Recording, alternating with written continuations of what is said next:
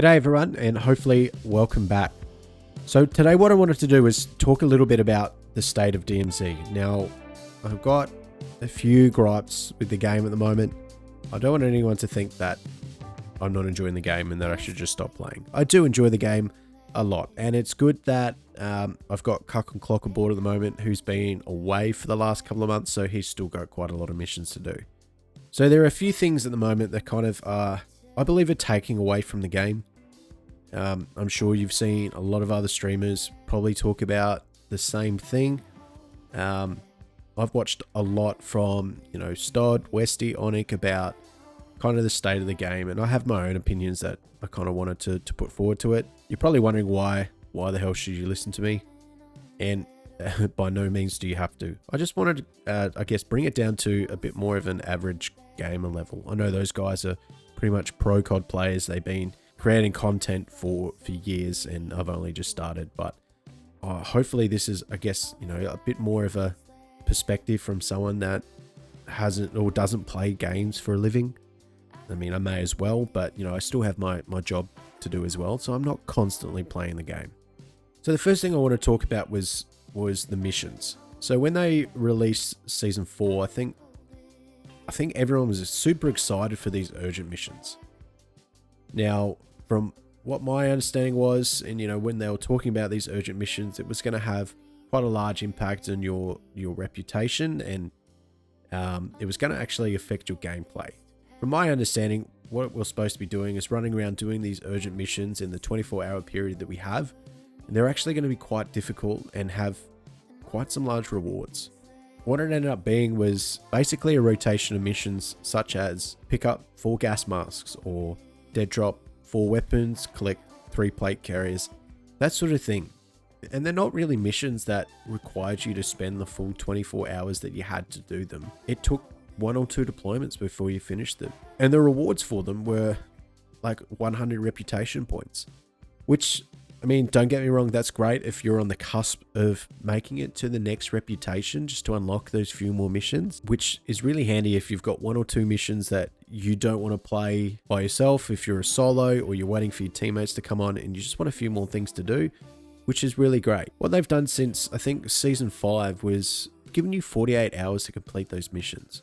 So I didn't think they were difficult enough to do within the 24-hour period. Now we've got an extra day to do those missions. So if you've got a few tricky missions that you have to do to get to the next point, but you want to wait that time, you want to wait till your mates are going to be able to get on, you now have to wait an extra day or 2 before those missions refresh before you can increase it. And I was really surprised, the missions don't discriminate between the factions.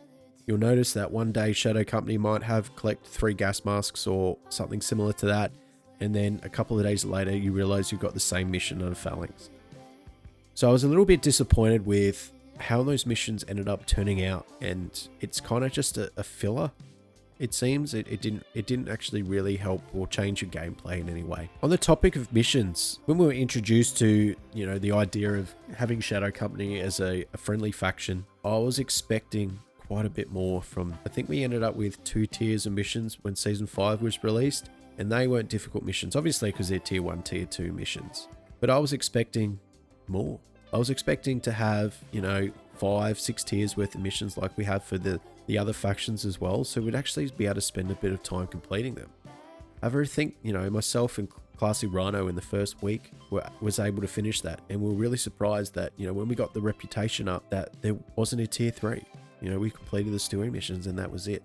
Hopefully we see something released during season 5 Reloaded, which I think is happening in the next week and a half. Hopefully there's a few more missions that we can do. Next thing I wanted to talk about was assimilation. Now, I like the idea of assimilation, especially if you're a solo and you're running around and everyone shoots first and asks questions later. And basically you just turn your proxy chat on, someone say, oh, hey, are you a solo? Or, you tell them you're a solo and they're like, oh, we'll pick you up. Then you have the option to either go your own way or join up with that team. I really like the change that they made in season 4 Reloaded, where you couldn't pick up the team that you down, because it was basically just forcing teams to shoot each other on sight, and as the victoring team was able to pick up the other team and then they formed a 6-man. Like I said, I like assimilation, but I don't see the enjoyment out of becoming a 6-man team and then just going to ruin everyone else's game by picking up a hunt squad and taking on teams that are a smaller size of you.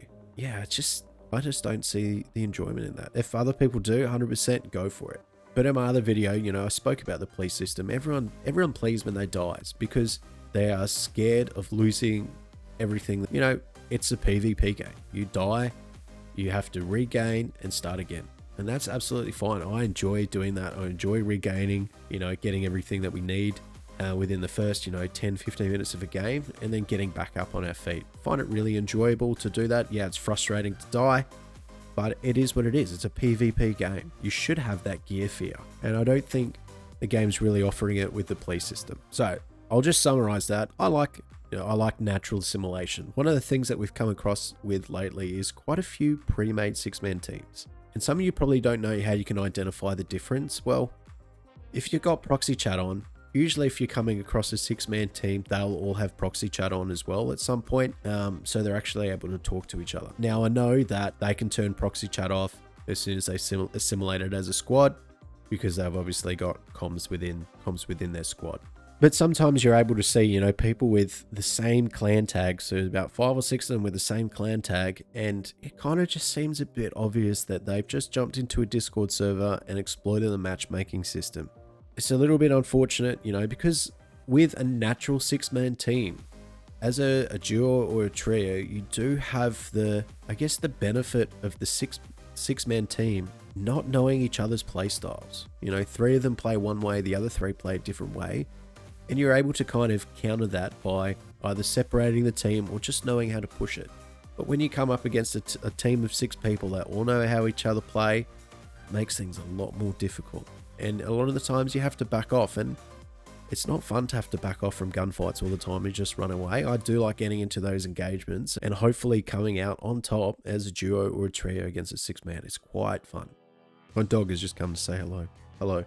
Another thing that I've experienced lately is quite a bit of packet burst and lag in my games. Now I know that is an excuse that people have been using from the beginning of online gaming, and I'm not trying to make any excuses here. 9 times out of 10 the lag doesn't have any effect on me whatsoever. It's normally when I'm just running around moving between place and place I'll get a bit of packet burst. However, in the last couple of games that I've played, the packet burst has gotten me and my team killed, which is a bit unfortunate. There's probably a lot of you saying, hey, it's probably your internet. And yeah, I've got my PS5 hooked up via Wi-Fi because I don't want to run an Ethernet cable 30 meters through the house to the modem. But it is so consistent that it doesn't seem to just be my internet. I'm not bragging here, but with a 250 megabit per second internet, you kind of expect to not have to worry about packet burst. And maybe it's because the player base is so smaller that it's throwing me in servers that are quite far away. I haven't got my latency turned on so I can see it in the top left hand corner at the moment, so I'm not absolutely sure if I'm actually quite close to the server or far away. But we spoke about the active missions that we have, and now I want to just talk about the passive missions as well. So I think the passive missions and the upgrades was an excellent addition to DMZ. Just being to upgrade items or barter for vests and everything has made regaining so much more enjoyable. And you're able to extract items and go into different maps to find the specific thing that you're looking for. And I found that quite enjoyable. It's so much better having to only pay, $9,600 for a UAV or any other kill streak or anything like that. And having plates at about $150 to $200 just makes regaining so much more easier. I enjoyed spending that time to unlock the upgrades. However, the issue I had with, the release of Season 5 is that we got a few more items that were available to upgrade. One of them was the rebreather. You can now unlock the rebreather either via bartering at the buy station or in your field upgrades. I can't remember which one it is. I'm sure someone can let me know in the comments. I don't really see the point of bartering for a rebreather. With the introduction of the scuba gas mask, it is so much easier to use and so easy to find in gas stations. And the limitations with a rebreather is that you would have to, you couldn't have your weapon out at the same time. You would have to use it every 10 seconds or so till you kept your breath. With a scuba gas mask, you can use that thing for ages. So I just don't really see the point of unlocking the rebreather. The other thing that we had as well was the ability to start with more armor plates at the beginning of a match. Currently, as you know, we can start off with 2. However, there's an upgrade to be able to start off with 3, and then I imagine 4, 5, 6, etc. But the first thing they have to do is dead drop, I think, 10 stronghold keycards and a skeleton key. Now, I don't know about you, but I would much rather take 5 grand in from my wallet, or just find the money via looting and selling that equipment at a buy station to be able to get more plates. Losing a skeleton key just to start with an extra plate does not seem like a fair trade.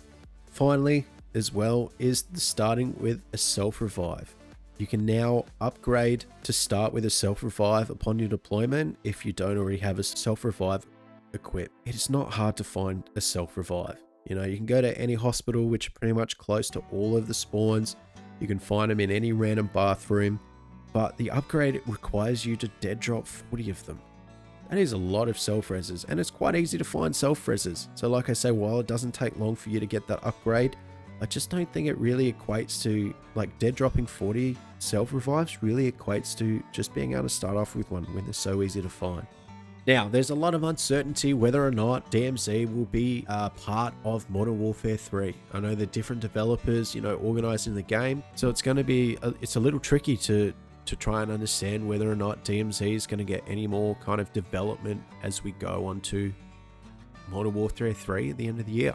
There's been, you know, rumors about Modern Warfare 3 getting an outbreak mode, which is quite similar to DMZ, or it's going to be DMZ Outbreak or something similar like that, but it won't have any PvP. It'll just be player versus environment playing the zombies. I used to play quite a bit of Outbreak. I found it to be really fun and enjoyable. I thought it was a good way to upgrade your weapons if you didn't want to be sitting in multiplayer matches, which is just painful sometimes. So I really enjoyed the Outbreak mode. But I really like DMZ because it does have the player versus player component in it, and it makes you scared of losing all the stuff that you've just spent so much time looting, and that gear fear makes the game so much more enjoyable. And also the gunfights in that makes the game so much more thrilling than Outbreak ever was. So hopefully DMZ stays. I hope we see it in Modern Warfare 3 and it does actually get a bit more attention to detail over the next few months. But we're going to have to see what Season 5 Reloaded brings, and hopefully there is a Season 6, which I believe there will be if the timings are correct. You know, Modern Warfare 3 is getting released in November, so surely there's another season before that. Anyway, that's pretty much all I have to talk about. If you've got your own thoughts and opinions, please post a comment down below and hopefully, you know, generate a bit of discussion about it or bring it up in another video. If you enjoyed the video, please give it a like, and if you want to as well, subscribe. I do plan on live streaming at some point. I just want to get everything through OBS at 100% so that when I first go live, everything is perfect and I sound like I'm actually know what I'm talking about and know how to use the programs that I'm using. So until next time, see you later.